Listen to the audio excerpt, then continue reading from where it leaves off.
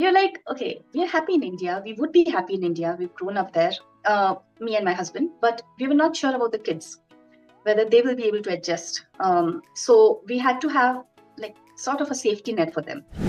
The India that we left and the India that we returned to, we knew it would be different. Every year when we come to India, we are at the same mental state, at the same lifestyle, at the same thought process, and India has moved far away. In one word, if I have to sum it up, it's sukoon. Whatever reasons we moved here for, they're all more or less happening. Because I'm a woman, there are certain expectations from me. And there is a certain way in which my views are taken.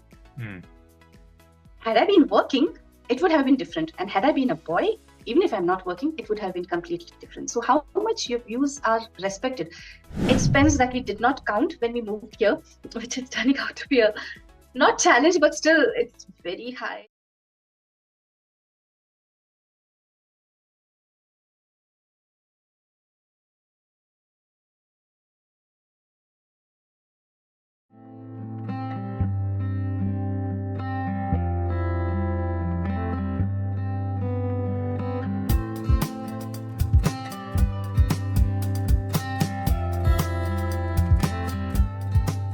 Welcome back to another episode of Desi Written. Today, I am excited to have Miss Meenal on our show. She spent close to 13 years in UK before deciding to take a sabbatical and give it a try in living in India.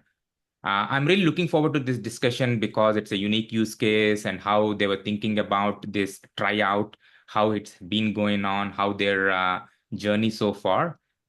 So really excited to my discussion with Miss Meenal. And with that, welcome to the show. Thank you so much, Avinashji. Thanks for having me on the show. Really privileged. That's Yeah, great. I mean, I've been watching some of your show, some of your podcasts, and they're great insights. And one of our inspirations to move back and have this trial period. That's fantastic. Thank you very much. So let's start a bit about your background and what made you to move to UK in the first place. Okay, so me and my husband, we were working in IT jobs in Pune. We had recently bought a flat because rents were very high. We had a 1-year-old kid. We bought a flat and then we realized that it's too expensive for us, even for the EMIs. And then we were like, okay, for financial reasons, we need to, we're both earning, we're both trying to do our best, but still we are not able to, have that smooth life. Then this opportunity came through for my husband. And I was like, yeah, okay, I'll just leave my work and I'll move with him and the kid and I'll support the kid.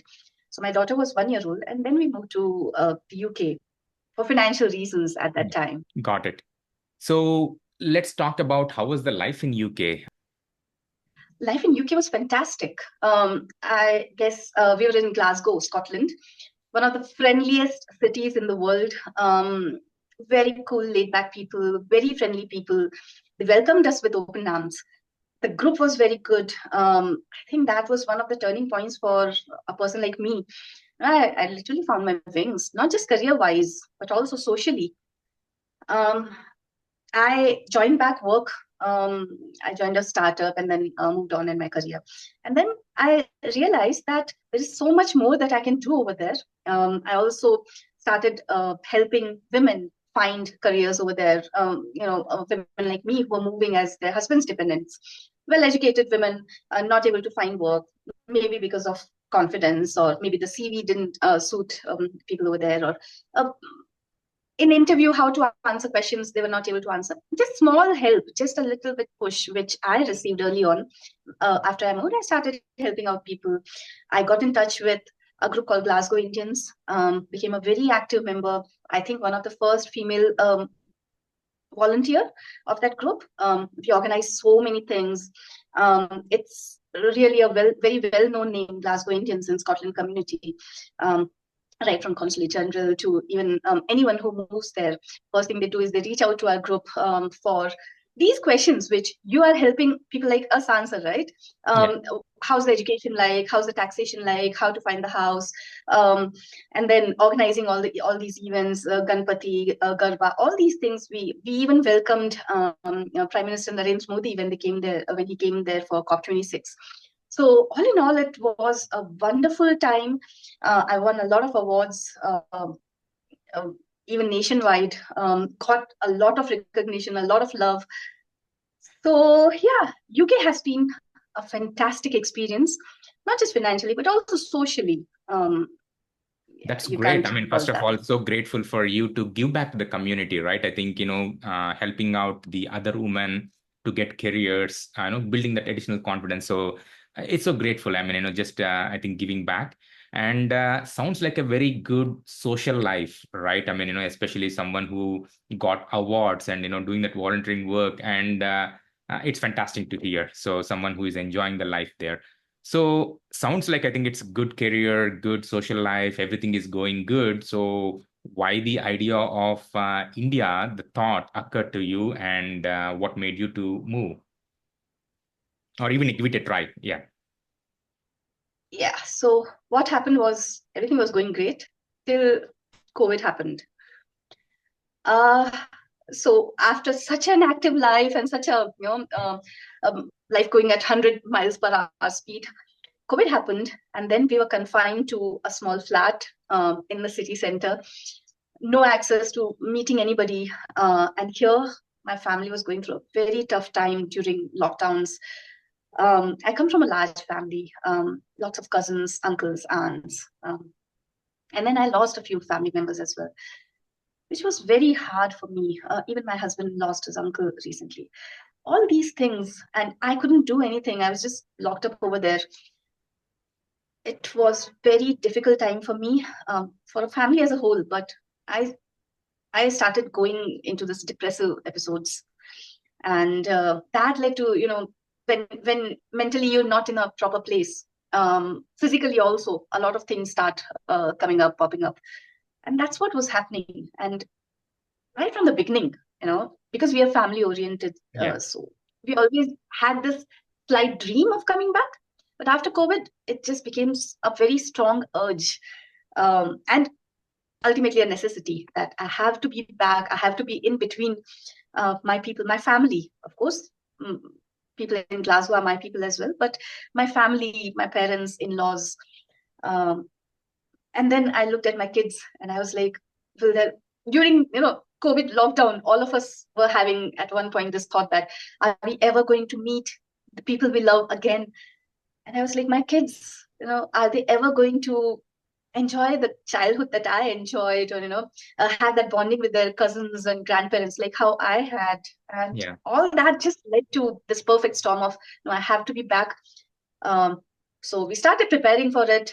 We can delve into it in future and how we prepared for it. And yeah, finally we are in this experimental phase. Got it. So just curious, I mean, I definitely understand. I think COVID definitely has been a very hard for a lot of families. I mean, especially like, being abroad and the close ones, not supported well in different phases, right? So have you always had the thought of coming back to India, or it just this COVID situation kind of made this point drive home? Like, this is something that you have to do. Just curious on that. Like when you went to So UK. yeah, so in our back of our mind, we always knew that we had these responsibilities towards both sides of our families, where at some point we'll need to support them by being there, not just financially. So we had that in the back of our minds, and that's why we always kept bringing kids every year. We used to have Okay. an yearly trip to India. We kept bringing kids over here, giving them a taste of Indian culture. Our lifestyle was very like how we have here in India.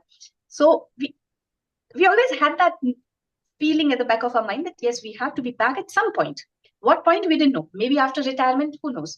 Or maybe when our parents really need us health wise at that time. But yeah, that was we just had that trigger of COVID lockdowns where it just fastened up our process and Got thoughts. it. Understood. Maybe if you can, I know the COVID was in 2020, right? 2020, 2021. So curious, in terms of the timing of the move? Is that something that's brewing? And what made you to decide to move early this year? Like in terms of the timing, is there something that went into like a planning of like the move? If there's anything that you can shed light, I think that would be very helpful.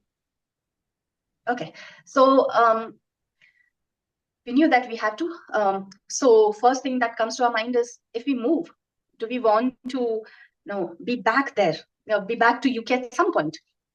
We are like, okay, we are happy in India. We would be happy in India. We've grown up there, me and my husband, but we were not sure about the kids, whether they will be able to adjust. So we had to have like sort of a safety net for them. So there we have to have a process of ILR, something like PR. And after that, after 12 months, we can apply for citizenship. Got it. So we had to go through that process.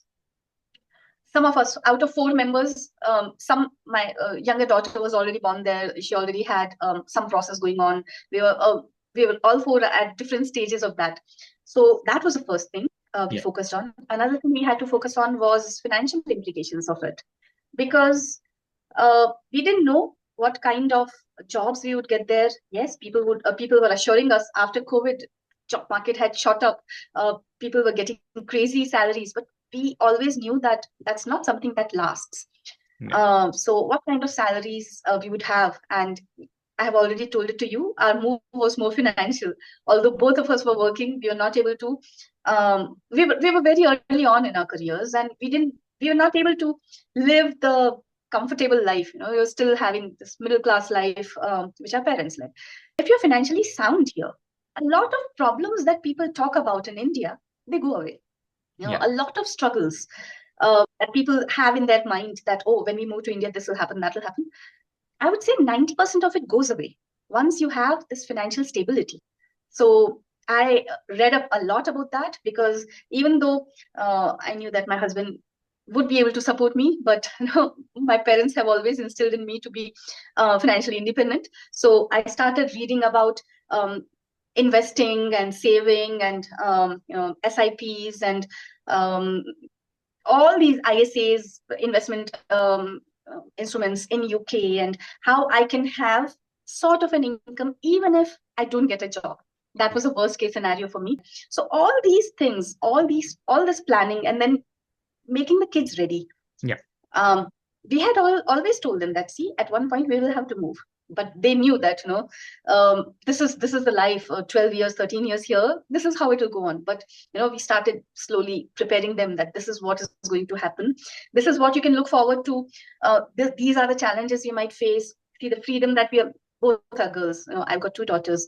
The freedom that we give you here, we might not be able to give you over there.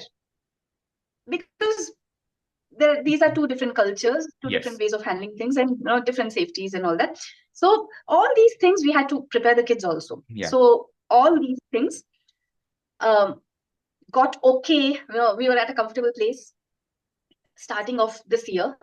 And then we were like, okay, let's plan it at a time when the school gets over in UK and they start in India. It didn't really exactly match. We had to miss out both the sides, but that's when we planned. No, thanks a lot for giving some insights in terms of the thought process. This is very helpful. Like, I think in the different aspects of the life, from a financial, immigration, kids readiness, and so on. Thanks for giving the details there. So that's great. So if you can talk a little bit, I'm very curious about this pragmatic approach of giving it a try to live in India, and especially to create the safety net for your kids, right? I think that's one of the reason.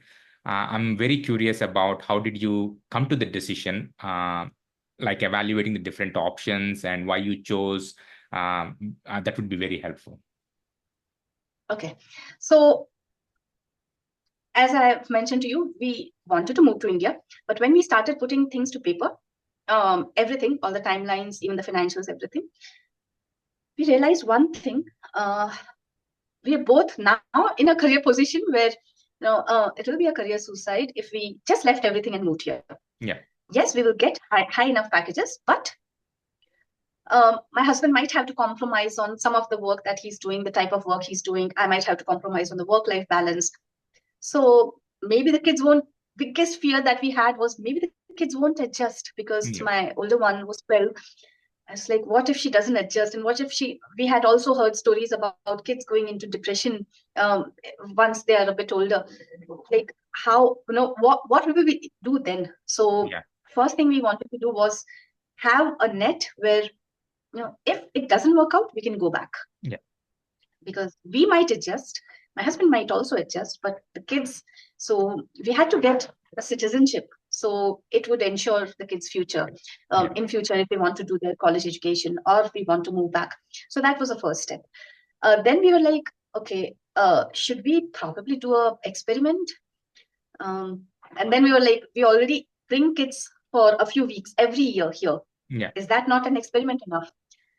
Then we were like, no, it's not enough, because that's more like a holiday. What we want to give them is more of a cultural experience, a cultural exchange. In schools, we have these Yes. programs where kids go to probably Germany or Switzerland or Turkey, or different cultures, just to learn about the culture, experiment with food, experiment with language, experiment with the social setup, something like that. And then let's see how it goes. Yeah. I also wanted to work on a few things health wise. Yeah. Because as I said, I was in a different mental setup and physical setup. So I wanted to experiment on that. So I talked at my work, and they were quite happy to grant me a sabbatical for 1 year. Yeah. Initially they were like, go for a few weeks. It's like, no, it won't work out, because the kids, how many weeks? 2 months, 3 months?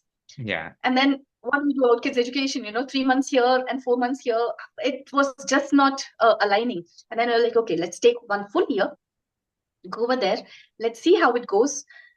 Because see, the thing is, it's been so long.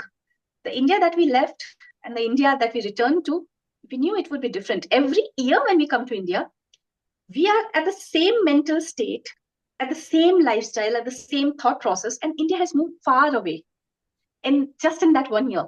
And it's Yeah. been 13 years since I've lived here. I have no idea how UPI works. I have no idea how the schooling works. All these things. Okay, let's just take 1 year at a time. Yeah.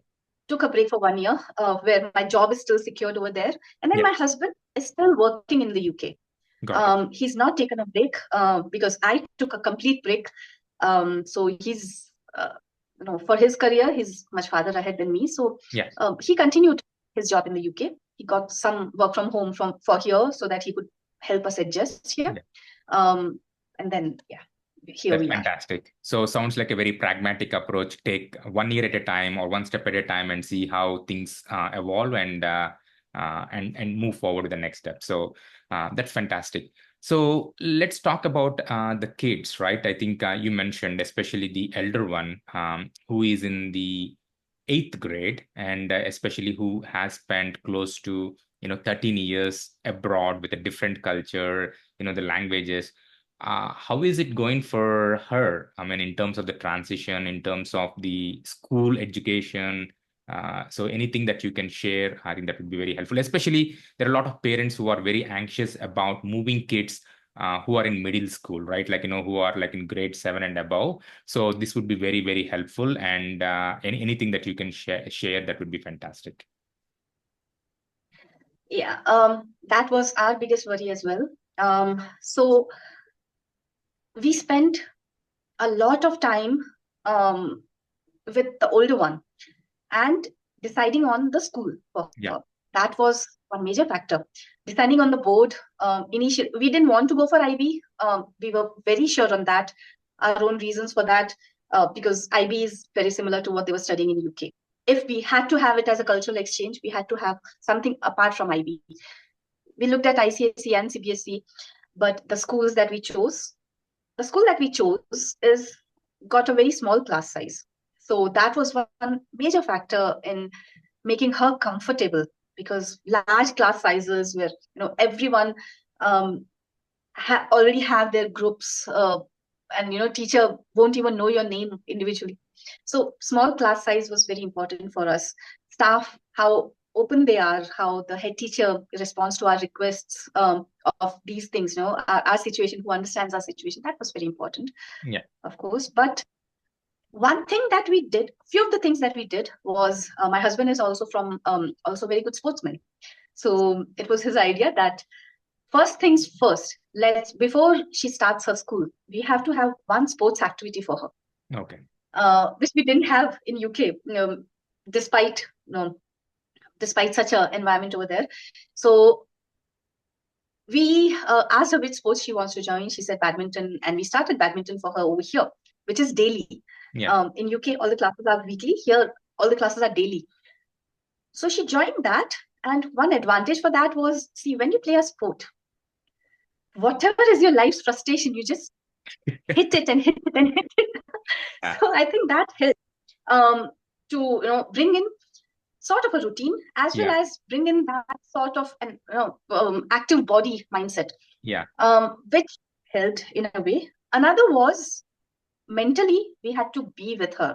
Yeah. See, I took a break for various reasons, but also I did not join anything over here.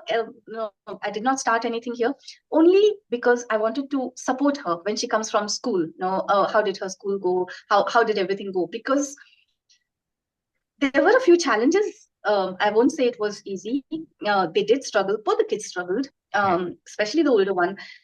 She was like, teachers over here, they're not appreciative at all. In UK, you do a little bit good thing and they're like, oh, it's amazing, great job. Here, even if you do your best, they'll be like, yeah, okay. So they're not appreciative here. The friends, Mama, they're all in coaching. They've all joined Alan. How will I be able to cope with them? I had to repeatedly tell them, see, you're not competing with them. Yeah. They have a different path in life. You have a different path in life. You have to choose your own path. It might not be same. It will not be same as your friends. I had to keep on telling her. First tests happened, and she scored okay, but she didn't score as well as she had hoped. And there were a lot of tears, and I was like, see, the thing is, you're already doing so much. You see, you're already 7 years behind them, and still you're able to do this much. That's great. Yeah. It's a very big responsibility on the parents, grandparents, whoever is close to them, to tell them that it's okay. Yeah. We don't want you to be part of the rat race. We really don't, and we're there to support you, whatever, even if you don't want to, choose the same path. So we had to constantly tell her, not once, twice, thrice, 10 times, 100 times. Every day it was the same story. Yeah. Every night we would talk. And I would never, me and my husband, we were very strict on that. We would not start the topic of studies. Yes, school, yes, friends, yes, teachers, yes, but studies, oh, what topic is happening? Till she says so, Mama, I'm having difficulty in that. I was like, yeah, sure, I'll help you, I'll support you. Let's revise it tomorrow. And then she was like, Mama, I'm really feeling behind. I was like, okay, tell me which topic you don't understand, I'll help you. Yeah. We never brought this topic. We never asked her how much marks. She was like, Mama, today we got this much. And like, it's okay, that's really good. I was like, okay, how much are you expecting? See, in UK, being Indian parents, I was like, see, maths, you have to score 100%. There's no compromise. Here she was like, Mama, how much do you expect I should get? I was like, I don't expect anything. No, but still, how much? Like, no, I don't expect anything. No, give me a number. I was like, 0. That's the number. Anything you score above that, that's great for me. So a lot of back and forth on that. Now she knows, she herself gets this feeling that, no, I have to have a routine, discipline, and I have to revise the topics in school. But she's feeling slightly less pressured about her future. Yeah. It's like, see, you have different paths and you can choose a different path, and that's okay. Another thing was social setup. That was another challenge. There, of course, she had a lot of friends. But here, it's a different ball game when you have relatives. Every week there will be gatherings, meetings. If somebody is coming home, we have to go visit some place. And one of her comment was, "Mama, I'm tired of smiling because I have to smile when I have to go to some people's place." So then I was like, "Okay, you just go in a different room or get a book, read a book. That's fine. You bury yourself in a book." Nobody will question you. Yeah. So navigating that, my younger one, she's got no filters. She's young also. She's very small, 7 years old, and she wouldn't know that there is a certain decorum you have to maintain with grandparents. You cannot just say anything that you want to them. You have to respect them. But she would just play with her granddad, her dadaji, as if he's her friend. Yeah. Oh, you didn't do that. How can you do that? And then, we had to tell her, no, see, he's your dadaji. You have to maintain this respect. She still doesn't understand. The younger one still doesn't understand. But yeah, slowly having that and getting some common activities to do with family. My in-laws have been really supportive. Touch wood. That was one of the main reasons. Some people think that's a big challenge, because you'll be living with a different set of people. But my in-laws have been very supportive. I think mainly because they did not expect us to come back, but we did. So we had to move to a different house, although we are living in the same city where our in-laws lived. But that was more of a traditional house in a traditional colony, sort of, everyone knows everyone. Everyone knows what you're doing, what you're eating, all that. We knew that the kids would not feel comfortable there because privacy is a big enough thing for them, especially at this age, right? 13 years, that they need their own space. So we talked to them, and we moved to the cleaner city of India, Indore. We've got family connections as well over here. It's still a very small city, but we still chose a place where it's more flat structure. Up there are apartments, kids playground downstairs, a bit more security, safety. So we moved there, and so that the kids could make friends and they could also have this sort of privacy. And we talked to our in-laws beforehand that, see, this is what we're planning, but we really want you to be with us. And they're like, yeah, whatever you say. So that was, I still thank my stars that, they agreed for that. So, we moved here, and that again gave them a bit of a same sort of environment that they were having over there. A bit more privacy and friends, but still not, everyone knows everyone, uncles, aunts, all those things. Relatives, yes, but still a bit far from the relatives where everyone is living close by. So yeah, these are some of the things that we thought a lot about, but yeah, finally the stars aligned. No, thank you very much for such a detailed and being candid, right? I mean, these are some of the challenges and like how you are handling those and giving some tips in terms of like how you are navigating these and having these conversations with your kids. So thank you very much for sharing that. So I think you kind of already indicated. So you specifically chose Indore because of the family connections, and that's where the in-laws and the parents, the in-laws are from. So how is the life been? Like I know you already mentioned you always spend like about 3 weeks every year, more like on visiting, but living here in India after 13 years abroad, I think everybody changes as a personality, right? Because you get used to like where you are living and how you think and everything changes. So how has the life been living in India for the last few months?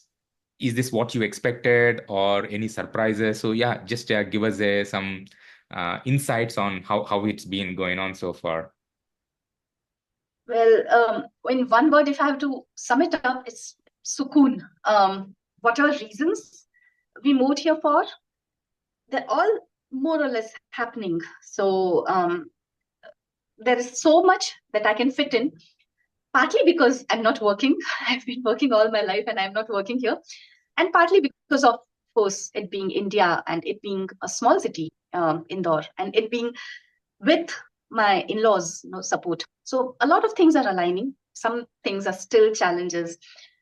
Things which are surprise is, oh my God, 10 minutes delivery. I don't think I can ever live without that now.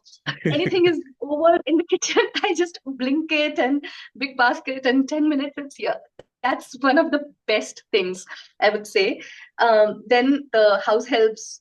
There's someone who can clean everything, someone who just arranges everything and cooks for you.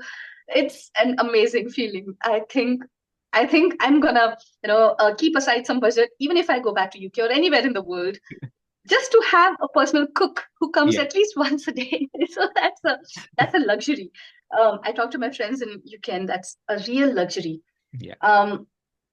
Challenges, yes, personal boundaries are a big problem over here, but that's okay. We knew that kids are struggling, but that's okay. Another challenge is nobody respects time here. Time, 11 o'clock means 11:40. 12:15, 12:30, anything. And then, people are very unplanned here. I used to be a person who was very unplanned, but if you're going to visit someone, we've become the type of people, like you said, right? People change. So we've become the type of people who would call first and say, are you there? Then we'll go. That's not the culture here. So that's a bit of a shocker. And then the expectations of everyone, since you're here, since you're not working, yeah, that's one thing I would like to mention is I'm a feminist woman, and I've been working all my life. Yeah. People have given me both sorts of their views and attitudes. Some people respect me for that. Some people are like, okay, you should have been with your kids, and both sides. Not going into that discussion. But now that I'm not working and I'm in India, there is this sort of expectation that, for example, if there is a function in my home, I love to host big parties. That's why I'm here for, to meet the relatives. Okay? So everyone is here. I'm the one. If there are some few guys also who are also on holiday, but the thing is, because I'm a woman, there are certain expectations from me, and there is a certain way in which my views are taken. Had I been working, it would have been different. And had I been a boy, even if I'm not working, it would have been completely different. So how much your views are respected by certain people? I'm not saying everyone, but by certain people. That is a very big difference here.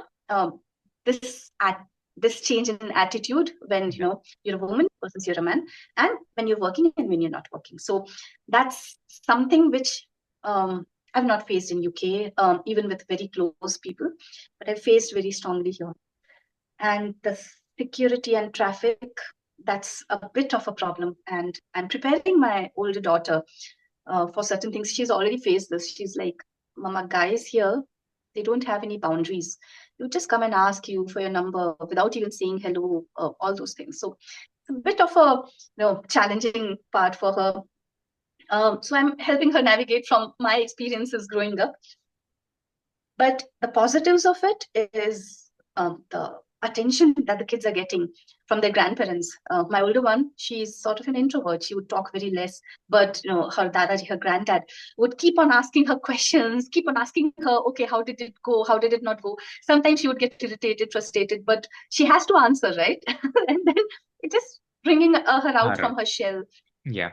My younger one, she loves the fact that she can go down and play whenever it's weekend or whenever it's a holiday. She would just call Ananya, Radhya, this, that, and they would just come down and play. So that's a great thing. Hindi, you asked me about kids challenges. Yes. I have to talk about Hindi because I live in a Hindi belt. Not everyone might face this, but a regional language in schooling is something of a given here in schools. But so my kids, they understand Hindi because me and my husband, we talk in Hindi. To the kids, we talk in Hindi, but the kids, they always reply in English. Yeah. Even amongst themselves, they talk in English. So speaking to writing and reading was going to be a big uphill task. We also started some tuitions for them. But the tuitions over here are of a different way. They would say, okay, ka se kabutar, mama, what is say, what is kabutar? They would not understand anything. But we talked to the teachers, the school teachers. They said that we will definitely help you. We will give extra time in school. Yeah. So that's why I said school is very important. We tried at home also. Now we're strictly talking to them in Hindi. And once they started making friends, right? Yes. I would say it's the same thing whether you're in a Marathi speaking region or whether you're in Gujarati speaking place or even Kannada speaking place. Once you make friends, your friends will talk in that language, and then you'll pick up the language just like that. So that was a turning point when the kids started making friends. They started going to birthday parties and playing downstairs, and in that circle, yes, they speak in English sometimes, but mostly a lot of times they speak in the regional language and they just pick it up. At least speaking. Yeah. Writing is still an issue. They make some crazy, hilarious mistakes, but They are at least just to manage by. We don't want them to be pundits. We don't want them to be great poets or writers in Hindi, but just to manage by, they are doing okay. Yeah. No, thanks again for such a candid insights in terms of the life, the challenges, the positives, and that you and the kids and everybody faced, in the last few months. I think along that language thing, I just want to confirm, especially for the elder kid, right? I mean, again, as you said, I think she can converse. I mean, she understands the language, but she can't speak and write and all that stuff. So how is she handling it in the school? I mean, do they have a special language, or she has to do Hindi, or is it graded? Just wondering on that particular aspect of the second language for CBSE in school.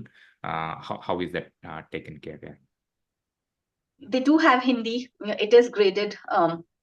They have exams for that. There are marks for that. But her level was the level of nursery. Because all she can do is she can just understand just basic Hindi. So it was a big challenge for us. We talked to the teachers and head teachers when we joined as well. All the schools, we inquired a lot of schools over here. And we talked to the head teachers also. And so a lot of people, they gave us, all teachers, they gave us different tips and tricks as to, at home you speak in Hindi, you ask the grandmother to ask them to help them in kitchen so that they would understand that language, because the way we parents we millennials we speak Hindi is completely different. It's mixed with English, and it's not even a Hindi which can help you score marks. So you talk to grandparents, they still speak that level of Hindi. And then the teachers, I talked to the teachers because the separate tuition was not working out. Some of my friends who moved here, they have asked the school teachers and they are providing separate tuitions. But my kids' school teachers, they said that we will, in the school itself, we will give them a separate time, whatever is their free period, or whatever is their Hindi period. They would give a separate worksheet and tasks for them, even videos to watch, so that they would slowly pick up Hindi, because their level doesn't have to come from here to here. It just has to come here. So that next step becomes easy. Sure. So it was a gradual approach. Still is a very gradual approach. And we are not losing our sleep over there at all, because we know that even if they have to score on that, even if it will bring down the marks, all that, still it's just still 10 standard. It won't affect, even the competitive exams if they have to give it. So all they have to do is just pass. Yeah. And some of the tips that I gave to my daughter, thankfully they worked, were, for example, just to give an example, she had to write a formal letter in Hindi. Even the formal letter, she didn't know what that meant. So what I told her was, this is the format.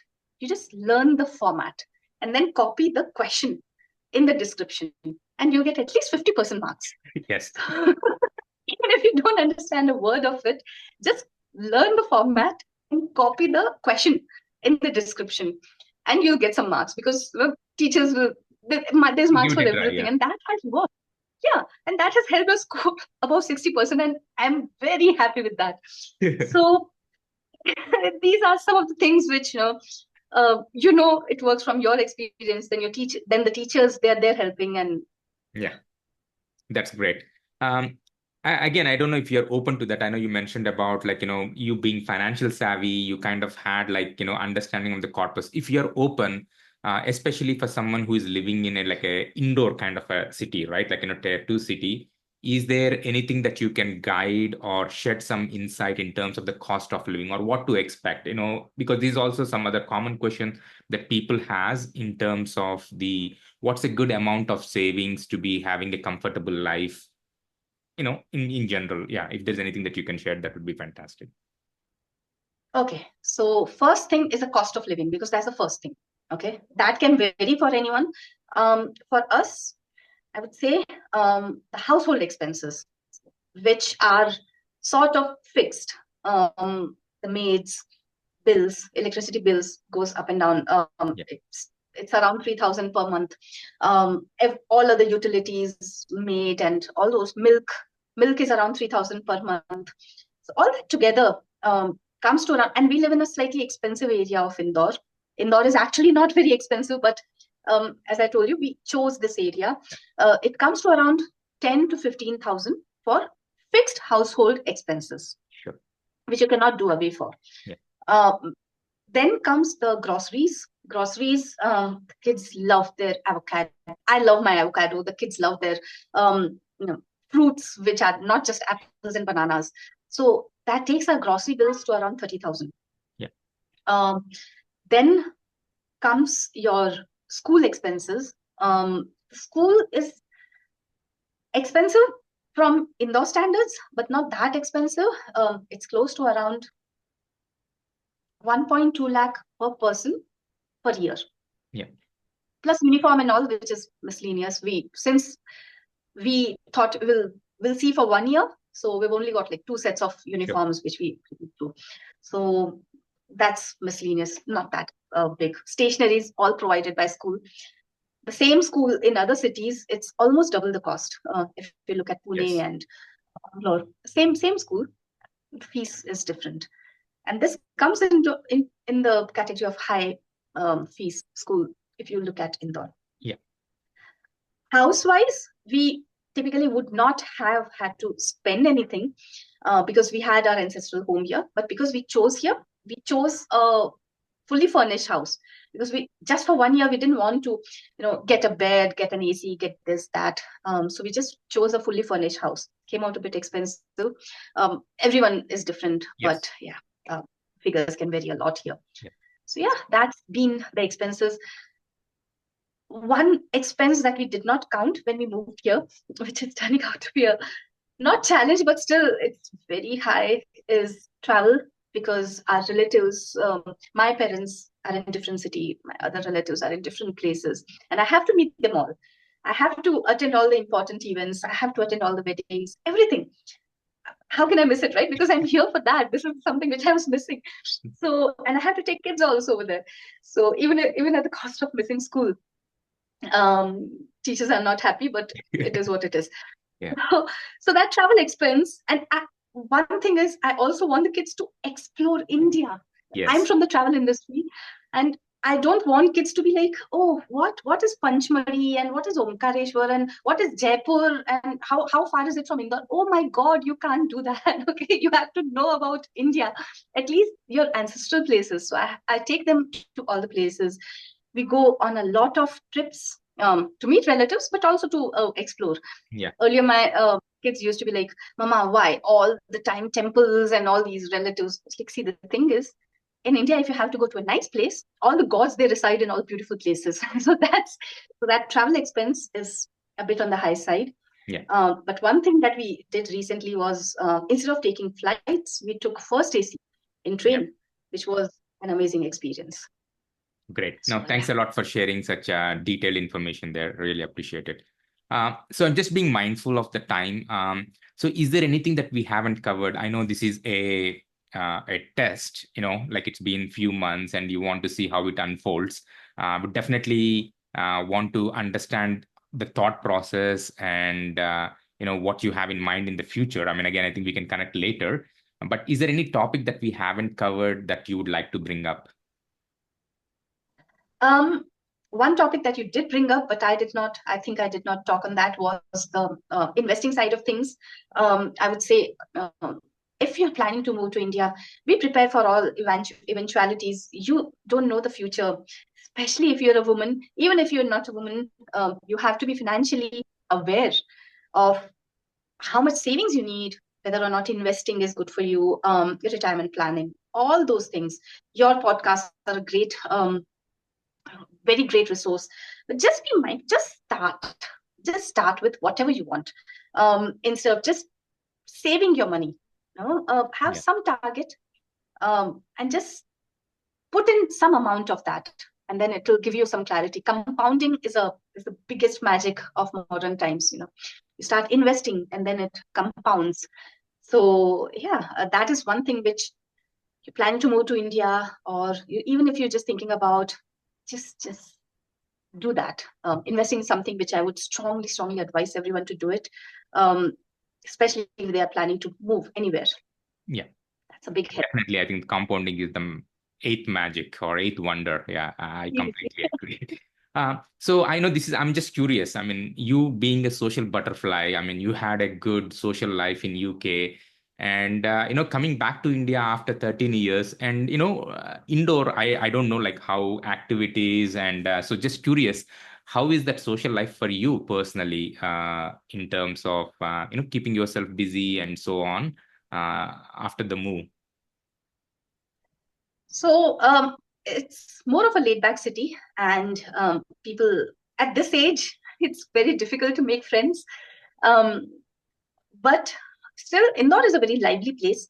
And for me, it's all about priorities. Um,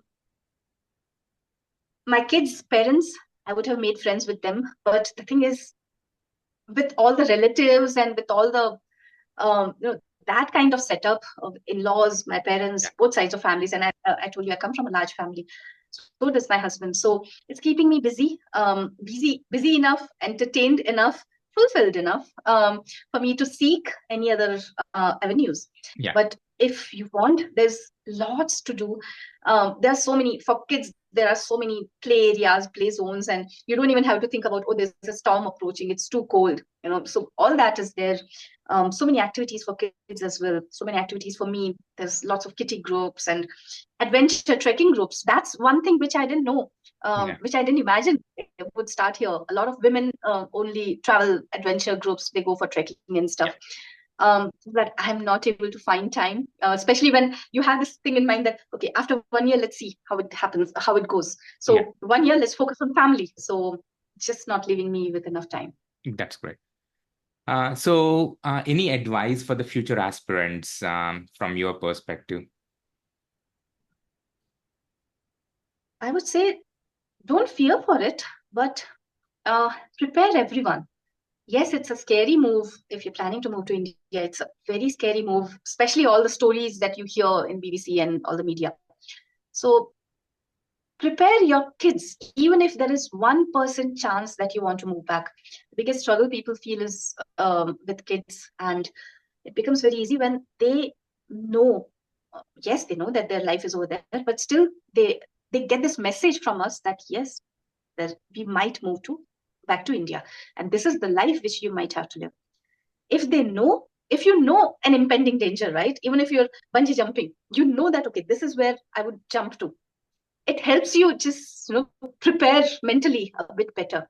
So especially for kids, prepare them, talk to them, about your challenges, how you grew up, and what are the things to look forward to, and send them this message. Even, as I said, even if there is 1% chance, you might just spend your entire life in another country, but even if there's 1% chance that you might move to India for any reason, just prepare your kids now itself.